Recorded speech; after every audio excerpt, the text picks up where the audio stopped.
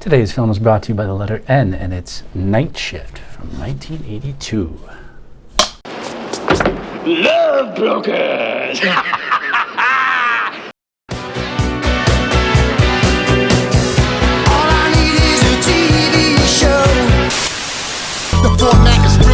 So this is an old DVD copy from 1999 here. Warner Archive still has not remastered this for Blu-ray release, but it's my #1 vote to have brought to an updated version. And I'm guessing that it has something to do with the music licensing. I'm hoping that it will get some approval soon. The audio and visual presentation of this, of course, is dated. There's no special features, not even a theatrical trailer. There's a lot of specs, there's a lot of cracks on the negative, and the sound is lackluster, which is really a shame because it's a wonderful comedy. And this is just the old snapcase copy that you can usually find floating around at like a Walmart or a Target for, $5 or so. Night Shift is Ron Howard's directorial debut, and it's about a nerdy night clerk named Chuck, played by Henry Winkler. Chuck is complacent in his life and has a homely fiancée. One day, the solitude of his work environment is interrupted with the arrival of the new guy, played by the wonderful Michael Keaton, also in his acting debut. Hi. Keaton plays Bill, an out-of-state transplant who speaks with lightning-fast rapidity. Chuck has issues with being a doormat and having no backbone. Much of this changes after he meets his neighbor Belinda, the hooker with the heart of gold, played by Cheers' Shelley Long. Bored at work and looking for a little extra money, Bill starts to run a chauffeur service. I don't want to be a Budinsky, but what exactly is going on? I don't know, some kind of debutante ball out in the island. Kid wants me to take him and his girlfriend. And you're going to take one of the morgue vehicles? Yeah, it's a limo, ain't it? It's a limo for dead people. Did you see that kid? But Bill's too many risks and too much talking begins to take its toll on Chuck. He has enough of Bill's flagrancy and has a sudden outburst. He's an Indian, do you know that? I'll introduce you if you want. Would you do me a favor? Would you please shut up? You telling me to shut up? I'm telling you to shut up. I will tell your recorder so that you don't forget. Hello, this is Chuck to remind Bill to shut up! But the two quickly make up and become fast friends. One day, Chuck comes home and finds Belinda assaulted by her pimp in the elevator. A group of vigilante kids mistake Chuck for the assaulter and beat him. Belinda confides in Chuck that it's difficult to find a trustworthy pimp. Chuck relies the information onto Bill, and thus Bill comes up with a solution. Wait a minute. Hold the phone, Chuck. We got all that space down at the morgue. All those cars, all that time at night, nobody watching us.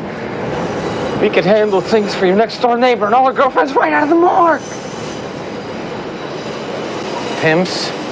Are you saying we should become pimps? Pimps is an ugly word.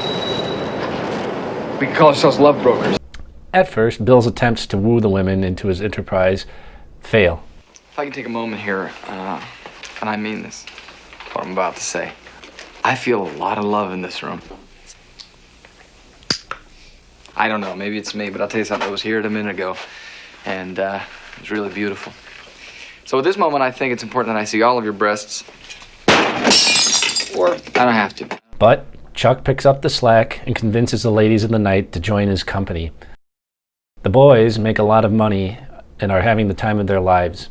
They cater to frat parties, lonely johns, and anyone looking for female companionship. Unfortunately, the local pimps are not happy about being cut off of the profits. I'm telling you, somebody's taking over Franklin's business and we're not seeing a damn dime of it. Meanwhile, Chuck and Belinda go from being business partners to falling in love. And after their tryst, Chuck was under the impression that Belinda would now retire from the industry. But a girl has to earn a living. I can't get over the fact that you didn't quit. Right. I didn't quit. Did you quit? I'm not a whore. No, you're a pimp. Shortly thereafter, the two pimps find Chuck and are about to kill him, but Bill arrives on the scene with two other guys who turn out to be undercover cops. And the good times can't last forever, and Chuck and Bill are thrown into jail. Chuck's fiancée discovers Chuck's nightly activities and disowns him. When discussing their bad behavior with the boss, who concludes that it's an election year, he suggests that the whole episode is just an embarrassment and wants to forget the entire situation, much to Chuck's elation. But Bill, goofball that he is, wants to use this as political leverage. Chuck and Bill fight it out, and Chuck dismisses Bill. During the progression of the movie, Chuck has slowly been coming out of his shell, and by the time a food delivery man screws up his order for the umpteenth time, Chuck finally grows a pair and goes off to sweep Belinda off her feet.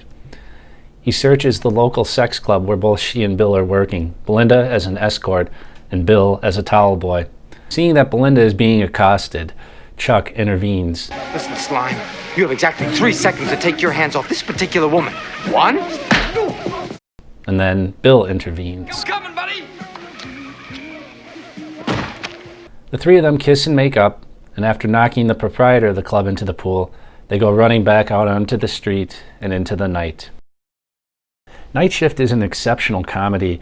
I think it's one of the best ever made, and I know that's a bold statement, but if you consider how Ron Howard takes a risque subject that is usually grim and unpleasant, prostitution, and can turn it into a funny and lighthearted, playful film, it just goes to show that any subject matter can be funny when done in the certain manner. The cast is winsome, the premise is amusing, and the comic timing is impressive. The pairing of Winkler and Keaton is excellent. The movie features a fantastic soundtrack. We have a nice selection of genres from rock to soul, with music from the likes of Van Halen, the Rolling Stones, Chaka Khan, Al Jarreau, the Pointer Sisters, and Rod Stewart. Again, I believe this is what is holding up the movie from getting a Blu-ray release. And Night Shift is a cut above the countless teenage sex comedies of the early 1980s. It's not exploitive, it cares for its characters, and it has heart. It gives viewers an underdog to root for, and Night Shift ultimately provides them with a great lesson. Do not let people walk all over you. That's all for this time. We'll see you next time when we go to the movies.